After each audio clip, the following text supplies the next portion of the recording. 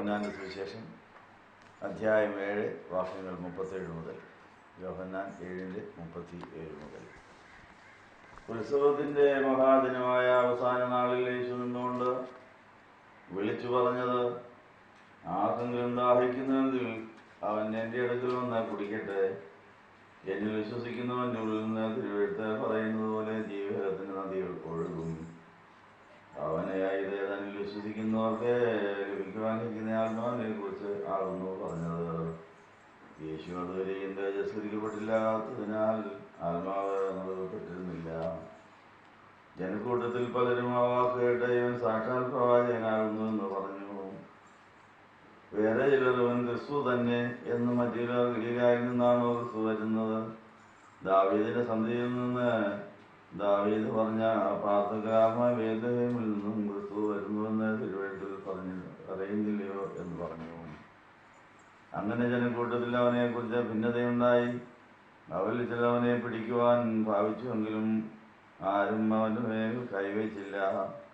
ഭടന്മാർ മഹാപുരോഹിതന്മാരുടെയും പരീശന്മാരുടെയും അടുക്കിലേക്ക് മടങ്ങി വന്നപ്പോൾ അവർ അവനോട്, നിങ്ങൾ അവനെ കൊണ്ടുവരാതെ ഇരുന്നത് എന്ത് എന്ന് ചോദിച്ചതിന്, ഈ മനുഷ്യൻ സംസാരിക്കുന്നത് പോലെ ആരും ഒരു നാൾ സംസാരിച്ചിട്ടില്ല എന്ന് ഭടന്മാർ ഉത്തരം പറഞ്ഞു.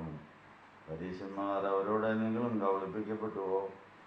പ്രമാണികളിലോ പരീശന്മാരിലോ ആരെങ്കിലും അവനിൽ വിശ്വസിച്ചിട്ടുണ്ടോ?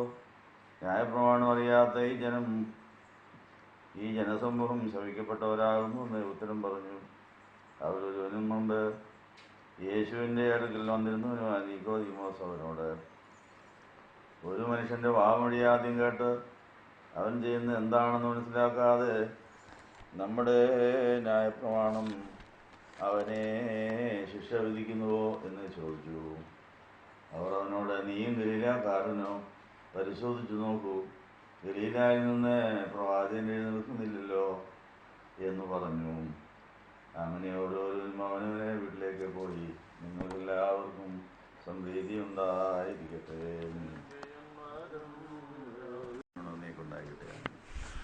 കർത്താവിനാൽ സ്നേഹിക്കപ്പെട്ടത്, 3 നോയമ്പ് കഴിഞ്ഞ് 50 നോയമ്പിനായിട്ട് ഒരുങ്ങുന്ന ഈ കാലയളവിൽ വാങ്ങിപ്പോയ എല്ലാ പുരോഹിതരെയും മഹാപുരോഹിതരെയും നമ്മൾ ഓർത്തു. അവരിൽ നിന്നും കിട്ടിയതായ സമരവീര്യം നന്മയെ തിന്മയെ ജയിക്കുന്ന യുദ്ധത്തിൽ ജയം നൽകുവാൻ ഉതകട്ടെ എന്ന് ആശംസിക്കുന്നു. അടുത്ത ഞായറാഴ്ച വാങ്ങിപ്പോകുന്ന എല്ലാ വിശ്വാസികളായ സഭാംഗങ്ങളെ ഓർക്കുന്ന ആ ദിവസവും നമുക്ക് അവർക്ക് ചിലത് കൊടുക്കാനുണ്ട്, അവരിൽ ചിലത് വാങ്ങാനുണ്ട്. അങ്ങനെ ഈ വർഷത്തെ നമ്മുടെ 50 നോയമ്പ് പുനരുത്ഥാനത്തിൻ്റെയും ജീവൻ്റെയും ഉണർവിൻ്റെയും രൂപാന്തരത്തിൻ്റെ എല്ലാ അനുഭവമാകുവാൻ നമുക്ക് പ്രാർത്ഥിക്കാം. ഈ സമയം ഇന്ന് നമ്മൾ വായിച്ചു കേട്ട തിരുവചനങ്ങൾ കൂടെ കിട്ടുന്ന ഉൾക്കാഴ്ചകൾ നമുക്കത് വിശ്വാസവും പ്രത്യാശയും ദൈവസ്നേഹമായി മാറ്റാൻ പ്രാർത്ഥിക്കാം. റോമാലേഖനത്തിൽ നമ്മൾ ഇന്ന് വായിച്ചു കേട്ട തിരുവചനത്തിൽ ഇതുവരെയുള്ള നമ്മുടെ സഭാജീവിതത്തിൽ നമുക്ക് സംഭവിച്ചതെല്ലാം നന്മയ്ക്കായി തീർന്നു. നമുക്ക് സംഭവിച്ചതെല്ലാം നന്മയ്ക്കാക്കാനുള്ള വ്യവസ്ഥ റോമർ 8:28 അതെന്തായിരുന്നു? ദൈവത്തെ സ്നേഹിക്കുന്നവർക്ക്, നിർണയപ്രകാരം വിളിക്കപ്പെട്ടവർക്ക് സകലതും നന്മയ്ക്കായി കൂടി ആവരിക്കുന്നതാണ്. നമ്മുടെ ജീവിതത്തിൽ സകലതും നന്മയ്ക്കായി കൂടി ആവരിച്ചോ, അതോ ഇന്നും തിന്മയ്ക്കായി ഭവിച്ചോ? നമുക്ക് സംഭവിച്ച ചില കാര്യങ്ങൾ തിന്മയായിപ്പോയി, അതുവരെ നന്മയായിട്ടില്ല, അത് ദോഷമായിപ്പോയി, ഗ്രഹപ്പിഴയായിപ്പോയി എന്നൊക്കെയും നമുക്ക് തോന്നാറുണ്ട്. എന്നാൽ ഏത് കാര്യത്തിലാണ് എല്ലാം നന്മയ്ക്കായി തീരുന്നത്? എന്ത് കാര്യം, ഏത് വ്യവസ്ഥയിലാണ് അത് സാധിക്കുന്നത്? 50 നോമ്പിലേക്ക് പ്രവേശിക്കുന്നതിന് മുമ്പ് കഴിഞ്ഞ കാലങ്ങളിൽ തിന്മയ്ക്കായി ഭവിച്ചത് നന്മയ്ക്കാക്കാൻ ഇനി നമ്മൾ എന്തൊക്കെ ചെയ്യാനുണ്ട്? അതിന് വ്യവസ്ഥ എന്താണ്? നന്മയെന്നും തിന്മയെന്നും പറയുന്നത് എന്താണ്? നന്മയെ പരിശുദ്ധാത്മാവിൻ്റെ പര്യായമായി പുതിയ നിയമത്തിൽ കർത്താവ് ഉപയോഗിക്കുന്നുണ്ട്. ദൈവത്തെ സ്നേഹിക്കുന്നവർക്ക്, അല്ലെ കർത്താവ് തന്നോട് ചോദിക്കുന്നവർക്ക് നന്മ എത്രയധികം നൽകും, പരിശുദ്ധാത്മാവിനെ എത്രയധികം നൽകുമെന്നൊക്കെ പറയുന്നുണ്ട്. നന്മ പരിശുദ്ധാത്മാവിൻ്റെ പര്യായമായി ഉപയോഗിച്ചിട്ടുണ്ട്. അപ്പം തിന്മയെന്ന് പറയുന്നത് പിശാചിൻ്റെ എല്ലാ ശാപങ്ങളുടെയും പ്രതീകമായിട്ടും ഈ വേദവസ്തുതിൽ ഉപയോഗിച്ചിട്ടുണ്ട്. അപ്പം നന്മയും തിന്മയും ഈ ലോകത്തിൽ നമ്മുടെ ഇടവും വലവുമുണ്ട്. നമ്മൾ ഏതിനോട് സഹകരിക്കുന്നു, നമ്മൾ ഏത് നന്മയാണോ തിന്മയാണോ ചെയ്യുന്നത്, തിന്മയെ തള്ളിയിട്ട് നന്മയാണോ തിരഞ്ഞെടുക്കുന്നത്, ഇതൊക്കെ നമ്മൾ പരിശോധിക്കേണ്ടിയിരിക്കുന്നു. ഉൽപ്പത്തി മുതൽ വെളിപ്പാട് വരെയുള്ള വേദപുസ്തകത്തിൽ നന്മതിന്മകളുടെ പ്രതികരണങ്ങൾ, നന്മതിന്മയോടുള്ള നമ്മുടെ പ്രതികരണങ്ങൾ ഇവ പലർക്ക് എങ്ങനെയായിരുന്നു എന്ന് നമ്മൾ വായിക്കുന്നുണ്ട്. തിന്മയെ തള്ളി നന്മയെ തീർക്കാൻ പ്രായമാകുന്നവരെ തൈരും തേരും കൊണ്ട് ഉപജീവിക്കുന്ന ഇമ്മാനുവലിനെ കുറിച്ച് യെശയ്യാ 7:15 വാക്യത്തിൽ നമ്മൾ വായിച്ചിട്ടുണ്ട്.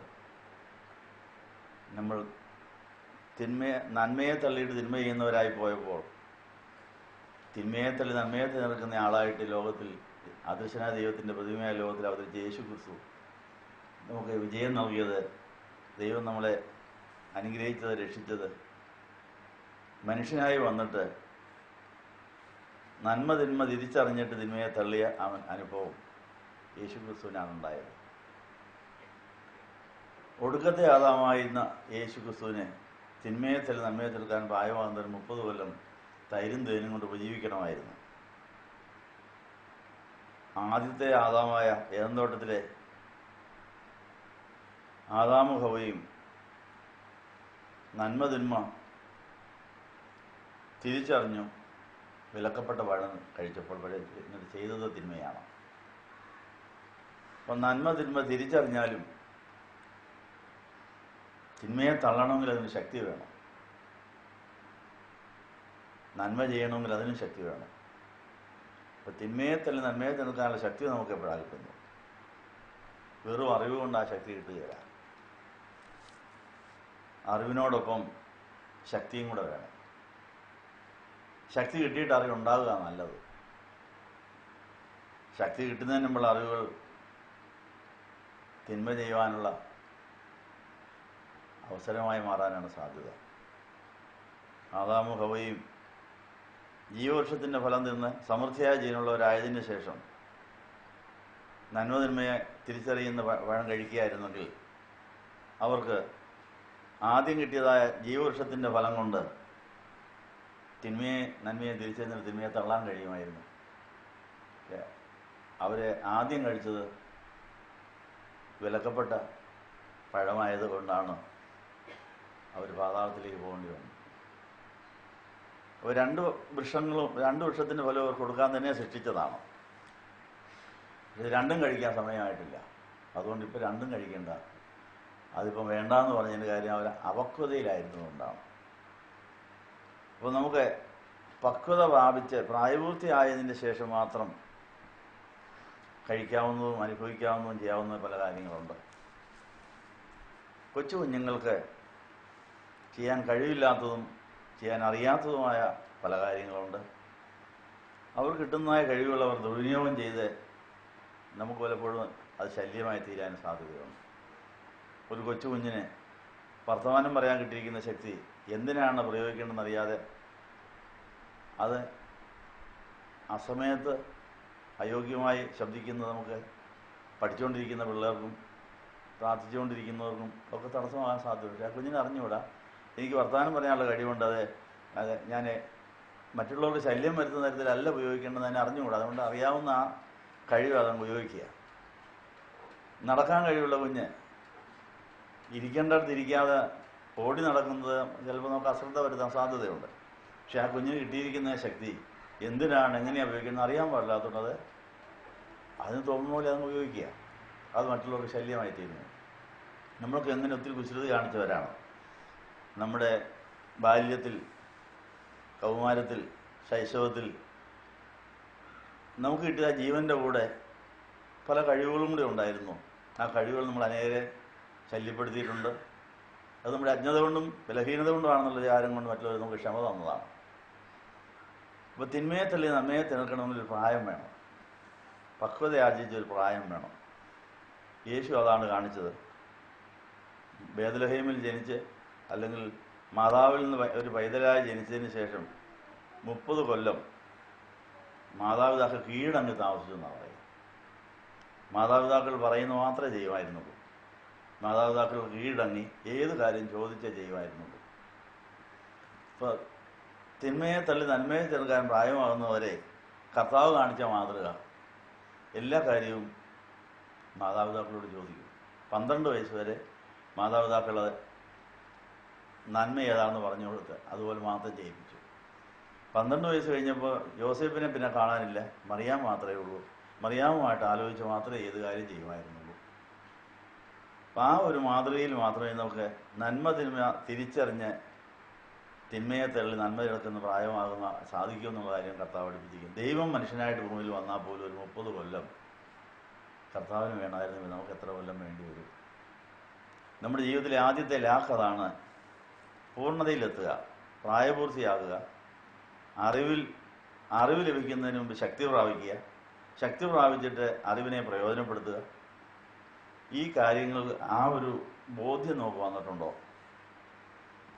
അപ്പോൾ നമ്മൾ പക്വത പ്രാപിക്കുന്നതിന് പല കാര്യങ്ങൾ അറിഞ്ഞുപോയി, നന്മയും തിന്മയും അറിഞ്ഞു, പക്ഷേ ചെയ്തത് തിന്മ. അതിൻ്റെ കാരണം എന്നാ?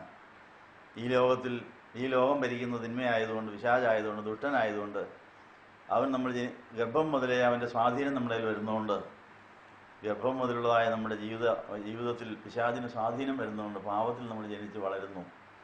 പാപം ചെയ്യാനായിട്ട് ആരും നമ്മളെ പഠിപ്പിക്കേണ്ട, അത് ജന്മന നമ്മുടെ രക്തത്തിലുണ്ട്. നന്മ ചെയ്യാൻ പഠിച്ചാലേ, പരിശുദ്ധാത്മാവിൽ നിറഞ്ഞാലേ അത് പറ്റുള്ളൂ. ഈ ഒരു ഉൾക്കാഴ്ചയോടുകൂടെ നമ്മൾ എല്ലാം നന്മയ്ക്കാക്കി തീർക്കുവാൻ, തിന്മയെ തള്ളി നന്മയെ തീർക്കാൻ പ്രായമാകുന്നവരെ ധൈര്യം കൊണ്ട് ഉപയോഗിച്ച് യേശുവിനെ അനുഗമിക്കണമെന്നാണ് തിരുവചനം നമ്മളെ പഠിപ്പിക്കുന്നത്. നമ്മുടെ തോൽവികളെല്ലാം നമ്മുടെ അജ്ഞത കൊണ്ടോ അറിഞ്ഞ കാര്യങ്ങൾ ശരിക്കും പ്രയോഗിക്കാനുള്ള കഴിയാത്ത ബലഹീനത കൊണ്ടൊക്കെയാണ് സംഭവിച്ചിരിക്കുന്നത്. അതുകൊണ്ട് എല്ലാ പരാജയങ്ങളെയും വിജയത്തിന് ചവിട്ടുപടിയാക്കാൻ വേണ്ടി നമുക്ക് ഇന്ന് വായിച്ചതായ തിരുവചനത്തിലെ എല്ലാം നന്മയ്ക്കാനുള്ള വ്യവസ്ഥ എന്താണെന്ന് നമുക്ക് നോക്കാം. റോമർ 8:28 അത് പറഞ്ഞിരിക്കുന്നത്. റോമർ 8:28 വരുന്നതിന് മുമ്പ് 26 മുതൽ പൗലോസിയായ്ക്ക് ബോധ്യപ്പെട്ട മറ്റൊരു കാര്യം നമ്മളെ അറിയിക്കുന്നു. അപ്രകാരം തന്നെ ആത്മാവ് നമ്മുടെ ബലഹീനതയ്ക്ക് തുണ നിൽക്കുന്നു. അപ്പോൾ നമ്മൾ ബലഹീനരാണെന്നുള്ള കാര്യമാണ് നമ്മുടെ വീഴ്ചകൾക്കും താഴ്ചകൾക്കും ഉള്ളൊരു കാരണം. ഒരു തുണ വേണം. ദൈവാത്മാവിൻ്റെ തുണയുണ്ടെങ്കിലേ ബലഹീനതയിൽ നന്മ ചെയ്യാൻ സാധിക്കുമെന്ന് ഇവിടെ ഓർപ്പിക്കുന്നു. വേണ്ടതുപോലെ പ്രാർത്ഥിക്കേണ്ടത് എങ്ങനെയെന്ന് അറിയുന്നില്ലല്ലോ. ആത്മാവ് തന്നെ വ്യക്തമാകാത്ത വാക്കുകളോടുകൂടിയ ഞരക്കങ്ങളാൽ നമുക്ക് വേണ്ടി മധ്യസ്ഥത വഹിക്കുന്നു. അപ്പോൾ നമ്മൾ അപക്വരാണ്, അപൂർണരാണ്, ബലഹീനരാണ്, അജ്ഞതയുള്ളവരുമാണ്. ഇതിനെല്ലാം പിശാച് മുതലെടുക്കുക. അതുകൊണ്ട് പരിശുദ്ധാത്മാവ് ഒരു നല്ല കാര്യസ്ഥനായി നമ്മുടെ കൂടെ എപ്പോഴും എല്ലാ കാര്യത്തിലും നമ്മളെ സഹായിച്ചാലേ നമുക്ക്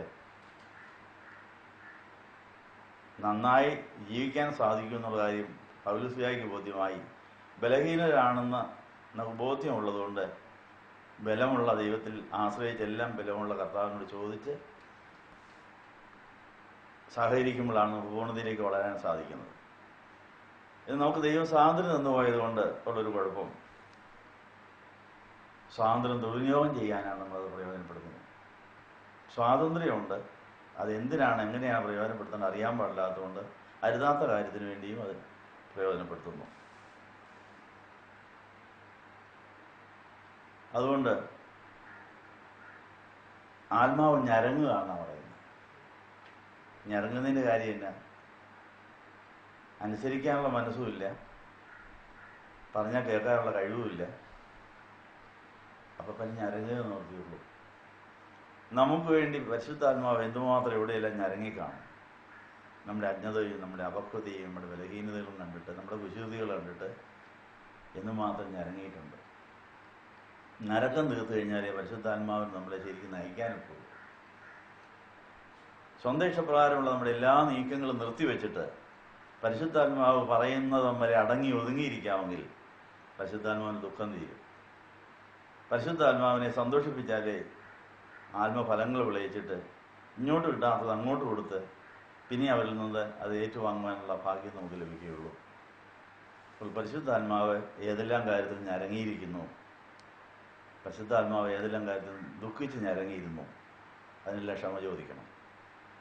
എന്നൊരു കർത്താവെ, സകലത്തെയും ജീവിപ്പിക്കുന്ന പരിശുദ്ധാത്മാവ് എന്നെ ജീവിപ്പിക്കുകയും ആ ജീവൻ തിന്മ ചെയ്യാൻ ഇടയാക്കാതെ നന്മ മാത്രം ചെയ്യുന്ന അവസ്ഥയിലേക്ക് എന്നെ വളർത്തി എനിക്ക് തിന്മയെ തന്നെ നന്മയെ തീർക്കാനുള്ള പ്രായം തരണം എന്നാണ് ആദ്യം പ്രാർത്ഥിക്കേണ്ടത്. റോമാലേഖനം 8-ാം അധ്യായത്തിൻ്റെ 26-ാം വാക്യം അതാണ്. 27-ൽ ആത്മാവ് വിശുദ്ധർക്ക് വേണ്ടി ദൈവഹിതപ്രകാരം മധ്യസ്ഥത വഹിക്കുന്നതുകൊണ്ട് ആത്മാവിൻ്റെ ചിന്ത എന്നതെന്ന് ഹൃദയങ്ങൾ പരിശോധിക്കുന്നവൻ അറിയുന്നു. അപ്പോൾ ഹൃദയങ്ങളെ പരിശോധിക്കുന്ന ദൈവസന്നിധിയിൽ നമ്മൾ നന്മ മാത്രം ചെയ്ത് തിന്മയെ തള്ളാനുള്ള ശക്തി വേണമെന്ന് പറഞ്ഞ് കാത്തിരിക്കാമെങ്കിൽ ശക്തിയെ പുതുക്കി നമുക്ക് കഴിവന്മാരെ പോലെ ഇറടിച്ച് കയറാൻ സാധിക്കുമെന്ന് യെശയ്യാ 40-ൽ നമ്മൾ വായിച്ചിട്ടുണ്ട്. ഒരു കാത്തിരിപ്പിൻ്റെ ആവശ്യം, ഏത് കാര്യം ചെയ്യുന്നതിനും ഒരു കാത്തിരിപ്പ് വേണം. നന്മയാണോ തിന്മയാണോ ഞാൻ ചെയ്യാൻ പോകുന്നത്, എനിക്കുണ്ടാകുന്ന പ്രേരണകൾ നന്മയാണോ തിന്മയാണോ, അത് ഏത് ആത്മാവാണ്, അതെവിടെ എത്തിച്ചേരും. ഈ ഭയത്തോടുകൂടി സകലതും ശോധന ചെയ്ത് നല്ലതും മുറുകെ പിടിക്കണം. 1 തെസ്സലോനിക്കർ 5:21 പറഞ്ഞ വചനവും നമ്മുടെ എല്ലാ ദിവസവും എല്ലാ നിമിഷങ്ങളിലും നമ്മൾ ഓർക്കേണ്ട കാര്യമാണ്. നന്മയും തിന്മയുമായുള്ള പോരാട്ടക്കളത്തിൽ നമ്മൾ ജീവിക്കുന്നു. നന്മയുടെയും തിന്മയുടെയും ഇടയിൽ നമ്മൾ കഴിയുന്നു. നന്മയോടോ തിന്മയോടോ കൂട്ടുകൂടാനുള്ള സഹകരിക്കാനുള്ള സ്വാതന്ത്ര്യവും നമുക്കുണ്ട്. നമ്മൾ സ്വാതന്ത്ര്യം ദുർവിനിയോഗം ചെയ്യുമ്പോൾ കർത്താവ് ദുഃഖിക്കുകയാണ്. എല്ലാ കാര്യവും കർത്താവിന് ചോദിച്ച് ചെയ്യുമ്പോൾ കർത്താവ് സന്തോഷിക്കുകയാണ്. ഈ പശ്ചാത്തലത്തിലാണ് 28-ാം വാക്യത്തിൽ റോമർ, എന്നാൽ ദൈവത്തെ സ്നേഹിക്കുന്നവർക്ക് അവൻ്റെ ഉദ്ദേശമനുസരിച്ച് വിളിക്കപ്പെട്ടവർക്ക് തന്നെ സകല കാര്യങ്ങളും അവൻ നന്മയ്ക്കായി പ്രവർത്തിപ്പിക്കുന്നു, കൂടി വ്യാപരിപ്പിക്കുന്നു എന്ന് നാം അറിയുന്നു. അപ്പോൾ എല്ലാം നന്മയ്ക്കായി തീരണമെങ്കിൽ 2 വ്യവസ്ഥകളിവിടെയുണ്ട്. ദൈവവിളിബോധം, ദൈവസ്നേഹബോധം. ഈ 2 ബോധങ്ങൾ നമുക്ക് വേണം. നമ്മൾ ആരാണെന്നും ആരല്ലെന്നുള്ള ബോധം വേണം. ദൈവസ്നേഹബോധം, ദൈവത്താൽ സ്നേഹിക്കപ്പെട്ടിട്ടാണ് ഞാൻ ജനിക്കുകയും വളരുകയും രക്ഷപ്പെടുകയും ചെയ്തെന്നുള്ള ബോധത്തിൽ സ്നേഹിക്കുന്ന ദൈവത്തിനെ ഇനിയും വേദനിപ്പിക്കാൻ പാടില്ല എന്നുള്ളൊരു ബോധം. പിതാവിൻ്റെ മനുഷ്യരോടുള്ള സ്നേഹത്തിൻ്റെ ആധിക്യത്തിൻ്റെ പ്രകടനമാണ് പുത്രനെ നമുക്ക് തന്നെന്നാണ് യോഹന്നാൻ 3:16 നമ്മൾ വായിക്കുന്നത്. അപ്പോൾ പിതാവായി ചെയ്യുന്ന ഒരു മോനെ ഉണ്ടായിരുന്നുള്ള ആ മോനെ നമുക്ക് ഇനി തന്നു. അത് ദൈവത്തിൻ്റെ സ്നേഹം പ്രകടിപ്പിക്കാനാണ്. അപ്പോൾ നമുക്ക് ദൈവത്തോടുള്ള സ്നേഹം പ്രകടിപ്പിക്കാൻ എന്ത് ചെയ്യണം? നമുക്ക് നമ്മൾ മാത്രമേ നമ്മുടെ കയ്യിലുള്ളൂ. നമ്മളെ കർത്താവിനും കൊടുക്കണം. അതാണ് സമർപ്പണമെന്ന് പറയുന്നത്. പിതാവ് പുത്രനെ നമുക്ക് തന്നുകൊണ്ട് എന്നെ സൃഷ്ടിച്ചു, രക്ഷിച്ചു, പരിപാലിച്ചു എന്നുള്ള ആ 3 അവകാശങ്ങൾ ദൈവത്തിന് എൻ്റെ മേലുള്ളപ്പം ഞാൻ വലിയ കടക്കാരനായി തീർന്നിരിക്കുന്നു. എന്നെ സൃഷ്ടിച്ചു, രക്ഷിച്ചു, പരിപാലിച്ചു എന്ന് മാത്രം കടമുണ്ട്. ആ കടം വീട്ടിയാലേ നമ്മൾ സ്വതന്ത്രരാകുള്ളൂ. അതുവരെ നമ്മൾ ദാസരാണ്, അടിമകളാണെന്നാണ് പറയുന്നത്. കടം വാങ്ങിക്കുന്നവർ കടം കൊടുത്തവർക്ക് അടിമകളായി ദാസരായി തീരുന്നു എന്ന് സദൃശവാക്യത്തിലൊരു വാക്യമുണ്ട്. അപ്പോൾ നമ്മൾ ദൈവത്തോടും സഭയോടും രാഷ്ട്രത്തോടും മാതാപിതാക്കളോടും എല്ലാം കടപ്പെട്ടവരാണ്. കാരണം എന്താ? അവർക്ക് തന്ന കടം കൊണ്ടാണ് നമ്മൾ ജീവിക്കുന്നത്. മാതാപിതാക്കളുടെ ജീവൻ മുഴുവൻ ഊറ്റി തന്നിട്ടാണ് നമ്മളെ ജനിച്ചത്. അപ്പനും അമ്മയും മരിക്കേണ്ടതായിരുന്നു. നമ്മളെ ജനിപ്പിച്ച് വളർത്താനുള്ള ബന്ധപ്പാടിൽ അപ്പനും അമ്മയും മരണത്തിൻ്റെ വക്കുവരെ എത്തി. അപ്പൻ്റെ അമ്മയുടെ ശരീരത്തിലെ ജീവൻ മുഴുവൻ ഊറ്റിയെടുത്താണ് നമ്മളെ സൃഷ്ടിച്ചത്. അവർ മരിക്കാൻ സാധ്യതയുണ്ടായിരുന്നു. നമ്മളെ പ്രസവിച്ച ദിവസം അമ്മ നമുക്ക് വേണ്ടി മരിക്കാൻ സാധ്യതയുണ്ടായിരുന്നു. പ്രസവ സമയത്ത് മരിച്ച അനേക അമ്മമാരുണ്ട്. പ്രസവം കഴിഞ്ഞിട്ടും അമ്മ ജീവിച്ചിരിക്കുന്ന ഒരു അത്ഭുതമാണ്. കാരണം അമ്മയുടെ രക്തം മുഴുവൻ ഒഴുകിപ്പോയി. അമ്മയുടെ ശക്തി മുഴുവൻ നമുക്ക് തന്നു. പ്രസവവേദന അനുഭവപ്പെട്ടു. പിന്നെയും കർത്താവ് ജീവൻ കൊടുത്തതുകൊണ്ടാണ് വീണ്ടും അമ്മയെ നമുക്ക് കാണാനൊക്കുന്നതല്ലേ ഉണ്ടായത്, നിലനിൽക്കുന്നു എന്നുള്ള കാര്യം നമ്മൾ എത്ര പേര് ചിന്തിക്കുന്നുണ്ട്. അതുകൊണ്ട് പറഞ്ഞതിൻ്റെ അർത്ഥം അപ്പൻ്റെയും അമ്മയുടെയും ജീവനും ശക്തിയും സ്വത്തും മുഴുവനും നമുക്ക് തന്നിട്ടാണ് നമ്മളിപ്പോൾ ഈ പരുവത്തിൽ ഇരിക്കുന്നത്. ആ കടം നമ്മൾ വീട്ടുന്നുണ്ടോ? കടം വീട്ടാത്തത്തോളം കാലം നമ്മൾ ദാസരും അടിമകളുമാണെന്നും പറയുന്നു. സ്വാതന്ത്ര്യം വേണമെങ്കിൽ കിട്ടിയത് കടം തന്നത് കൊടുത്തു തീർത്തുകൊണ്ടേയിരിക്കണം എന്നുള്ള കാര്യം. അപ്പനെയും അമ്മയും നമുക്ക് തന്ന ദൈവത്തോടുള്ള കടപ്പാട്. അപ്പനെയും അമ്മയും നമുക്ക് സമ്മാനിച്ചത് ദൈവമാണ്. ആ ദൈവത്തോട് നമ്മൾ മാത്രം കടമുണ്ട്. പിതാവായ ചെയ്യുന്നതിൽ ഒരു മോനെ ഉണ്ടായിരുന്നില്ല, മോനെ നമുക്ക് തന്നു. ആ കടം എങ്ങനെ തീരും? കിട്ടുന്ന കൊടുത്ത് തീർത്തുകൊണ്ടിരിക്കുക. എന്തായാലും തീരുകയല്ല കടം. അങ്ങനെ കടം കുറയ്ക്കാമെന്നല്ല, അത് ഇല്ലാതാക്കാനും പറ്റില്ല. അപ്പോൾ എന്നും കടപ്പെട്ടവരാണ്. രാഷ്ട്രം നമുക്ക് സൗജന്യമായി പല കാര്യങ്ങൾ തന്നിട്ടാണ് നമ്മൾ ജീവിച്ചിരിക്കുന്നത്. നമ്മൾ ഇപ്പോൾ ഫാനിൻ്റെ കീഴേ ഇരിക്കുന്നു. ഈ വിദ്യുശക്തി നമുക്കുണ്ടാക്കാൻ കഴിവുണ്ടോ? കോടിക്കണക്കിന് രൂപ മുടക്കി അണക്കെട്ടുണ്ടാക്കി, അണക്കെട്ടിൻ്റെ വെള്ളത്തിൻ്റെ സമ്മർദ്ദം കൊണ്ട് ജനറേറ്റർ കറക്കി, പവർ ഹൗസ് ഉണ്ടാക്കി, കോടിക്കണക്കിന് രൂപ മുടക്കി ആ കറണ്ട് ഇവിടം വരെ കൊണ്ടു തന്നു. നമുക്ക് സ്വിച്ച് ഇടുമ്പോൾ ഫാൻ കറങ്ങുന്നു. ഒരു ചെറിയ തുക കറണ്ടിന് ഫീസായിട്ട് കൊടുക്കുന്നില്ല. അതുകൊണ്ട് പോലും ആകുമോ? ഈ ഫോണിൻ്റെയും ഈ കറണ്ടിൻ്റെയും എല്ലാം ചിലവ് നല്ലൊരു പങ്ക് ഗവൺമെൻറ് വഹിച്ചിട്ടാണ് നമുക്ക് ചെറിയ തുകയിൽ ഇത് കിട്ടുന്നത്. ആ ഒരു കടപ്പാട് നമുക്കുണ്ടോ ഗവൺമെൻറ്റിനോട്, സർക്കാരിനോട്, ഭരണാധികാരികളോട്? സഭ നമുക്ക് എന്തെല്ലാം സൗജന്യമായിട്ട് വന്നിരിക്കും. നമ്മളെ സൗജന്യമായി വീണ്ടും ജനിപ്പിച്ച് നമ്മളെ മാമോദിസ മുക്കി ജീവൻ്റെ പുസ്തകത്തിൽ പേരെഴുതി നമുക്ക് അങ്ങനെ ദൈവരാജ്യത്തിൻ്റെ അംഗങ്ങളാകാനുള്ള ഭാഗ്യം സഭ നമുക്ക് തന്നിരിക്കുന്നു. അങ്ങനെ മാതാപിതാക്കൾ, നമ്മുടെ കുടുംബം, സഭ, രാഷ്ട്രം, ഈ ഭരണാധികാരികൾ, ഇവരെല്ലാം എന്തൊക്കെയോ നമുക്ക് തന്നിട്ടാണ് നമ്മൾ ജീവിച്ചിരിക്കുന്നത്. അവരോടെല്ലാം നമുക്ക് കടപ്പാടുണ്ട്. ആ കടം വീട്ടാനാണ് നമ്മൾ ആരാധനയിൽ അവർക്ക് വേണ്ടിയെല്ലാം പ്രാർത്ഥിക്കുന്നത്, പ്രാർത്ഥന കഴിഞ്ഞ സേവനങ്ങൾ നടത്തുന്നത്. അപ്പോൾ പ്രാർത്ഥനയും സേവനവും ആരാധനയും കടങ്ങൾ വീട്ടിയിട്ട് പുതിയ കടം വാങ്ങിക്കാനും അങ്ങനെ എല്ലാം നന്മയ്ക്കാക്കാനുള്ള ഒരു സംയുക്ത സംരംഭമാണെന്ന് കാര്യം ഓർമ്മിക്കണം. അപ്പോൾ ദൈവസ്നേഹബോധം നമുക്കുണ്ടോ? ദൈവസ്നേഹബോധം ഉണ്ടെങ്കിൽ നമുക്ക് സംഭവിക്കുന്നതെല്ലാം നന്മയ്ക്കായിക്കോളും എന്നാണ് ഇവിടെ പറഞ്ഞിരിക്കുന്നത്. ദൈവത്തിൻ്റെ ഉദ്ദേശം എന്നാണെന്ന് അറിഞ്ഞ് നമ്മുടെ അനുദിന ജീവിതത്തെ ദൈവവചനപ്രകാരം നിയന്ത്രിക്കുമ്പോൾ അതെല്ലാം നന്മയ്ക്കായി തീരുകയാണ്. അപ്പോൾ ദൈവത്തെ സ്നേഹിക്കുന്നവർക്ക്, വിളിക്കപ്പെട്ടവർക്ക് സകല കാര്യങ്ങളും നന്മയ്ക്കായി തീരുന്നു എന്നാണ് പറയുന്നത്. അപ്പോൾ ദൈവവിളിബോധം വേണമെങ്കിൽ 8 കൂട്ടം കാര്യങ്ങൾ കൂട്ടിക്കൊണ്ടേയിരിക്കണമെന്ന് 2 പത്രോസ് 1 അധ്യായത്തിൽ നമ്മൾ വായിക്കുന്നു. പത്രോസ് ലീഗ കർത്താവിനെ ദുഃഖിപ്പിച്ച കാലമുണ്ട്, കർത്താവിൽ നിന്ന് അകന്നുപോയ കാലമുണ്ട്, കർത്താവിനെ തള്ളിപ്പറഞ്ഞ സമയമുണ്ട്, സമുദ്രത്തിൽ മുങ്ങിത്താണ സമയമുണ്ട്. അവിടെ എല്ലാം വീണ്ടും വീണ്ടും ദൈവത്തിൽ ആശ്രയിച്ച് മടങ്ങി വന്നുകൊണ്ടാണ് പത്രോസിന് അനേകരെ വീണ്ടും നിലനിർത്താനും ആയിരക്കണക്കിന് കോടിക്കണക്കിന് വരെ നേടാനും കഴിഞ്ഞത്. ഒരു കുടുംബജീവിതക്കാരനായിരുന്ന പത്രോസിന് ദൈവവിളിബോധം കിട്ടാൻ 3.5 കൊല്ലം ബന്ധപ്പെടണമായിരുന്നു. അങ്ങനെ പത്രോസിൻ്റെ ജീവിതത്തിൽ തൻ്റെ പരാജയങ്ങളിൽ നിന്ന് താൻ വിജയത്തിൻ്റെ പാഠം പഠിച്ചു. പത്രോസ് തള്ളിപ്പറഞ്ഞ ശേഷം കരഞ്ഞു. അതിനുശേഷം കർത്താവിനെ സ്നേഹിക്കുന്നുവെന്ന് 3 പ്രാവശ്യം ഏറ്റവും പറഞ്ഞു. അപ്പോൾ നമ്മുടെ ജീവിതത്തിൽ ദൈവസ്നേഹമില്ലാതെ സ്വയസ്നേഹത്തിൽ, സ്വയാശ്രയത്തിൽ ചെയ്ത പാപങ്ങൾ കർത്താവിനെ ദുഃഖിപ്പിച്ചപ്പോൾ അതിനെല്ലാം ക്ഷമ ചോദിച്ച് കർത്താവെ ഞാൻ നിന്നെ സ്നേഹിക്കുന്നു സ്നേഹിക്കുന്നു സ്നേഹിക്കുന്നു എന്ന് ആവർത്തിച്ച് പറയുന്നതാണ് നമ്മുടെ ആരാധനയും പ്രാർത്ഥനയും ധ്യാനവുമെല്ലാം. അങ്ങനെ ദൈവസ്നേഹബോധവും ദൈവവിളിബോധവും പൂർണ്ണമായി കഴിയുമ്പോൾ എല്ലാം നന്മയ്ക്കായി തീരുകയാണ്. പത്രോസിന് സംഭവിച്ച പരാജയങ്ങളെല്ലാം അനേകരെ ജയിപ്പിക്കാൻ പറ്റിയ വിഷയങ്ങളായത് താൻ മാറ്റി. പത്രോസ് 10 ദിവസം കാത്തിരുന്ന പെന്തക്കോസ്തി പെരുന്നാളിൽ ആത്മാവിൽ നിറഞ്ഞു കഴിഞ്ഞപ്പോൾ തൻ്റെ പരാജയങ്ങളിൽ നിന്ന് പഠിച്ച പാഠങ്ങൾ അനേകരെ ജയിപ്പിക്കാൻ ഉപകരിച്ചു. അനേകരെ വിശുദ്ധരായി ശുദ്ധിമതികളാക്കി. പത്രോസിൻ്റെ കീഴിൽ എത്ര വിശുദ്ധന്മാർ! എല്ലാ ദിവസവും ഓർക്കാൻ തക്കൊണ്ട് പരിശുദ്ധന്മാരുടെ ഒരു പട്ടിക, ഒരു കലണ്ടർ ഇവിടെ കിടപ്പുണ്ട്. 365 ദിവസം ഓർക്കാൻ, എല്ലാ ദിവസവും ഓർക്കാൻ പറ്റിയ വിശുദ്ധന്മാർ പത്രോസിൻ്റെ കൂടെയുണ്ട്. നമുക്ക് വായിക്കൂടെ ഇത്? എല്ലാ ദിവസവും. ഇന്ന് എത്രാം തീയതിയാണ്? 17-ാം തീയതി വിശുദ്ധ മേരിദാസന്മാരെന്ന് പറഞ്ഞ കുറേ വിശുദ്ധരുടെ ദിവസമാണ്. ഇന്നലെ ആയിരുന്നെങ്കിൽ വിശുദ്ധ ജൂലിയാനായുടെ ദിവസമായിരുന്നു ഇന്നലെ. ഈ എല്ലാ ദിവസവും ഓർക്കാൻ അനുദിന വിശുദ്ധന്മാരുടെ കലണ്ടർ എന്ന് പറഞ്ഞൊരു കലണ്ടറുണ്ട്. ആ കലണ്ടർ ഇവിടെ ആരും അയച്ചു തന്നതാണ്. അതെല്ലാ ദിവസവും ഓർക്കാൻ പറ്റി. എല്ലാ ദിവസവും കർത്താവിന് വേണ്ടി മരിച്ച, ഉയർത്തെഴുന്നേറ്റ വിശുദ്ധന്മാരുണ്ട്. പത്രോസിൻ്റെ കീഴിലാണ് അതെല്ലാം. നമുക്കങ്ങനെ ഒരു തരികട തിരുമേനിയുണ്ട്, പിന്നെ ആരുണ്ട്? 2 പേരുടെ പേരല്ലേ പറയാനുള്ളൂ. നമുക്കിങ്ങനെ 2 പേരുടെ പേരെ പറയാൻ ഒക്കുന്നുള്ളൂ. ഇവിടെ പത്രോസിയായിക്ക് എത്ര പേരുണ്ട്? 365-ലധികം പേരുണ്ട്.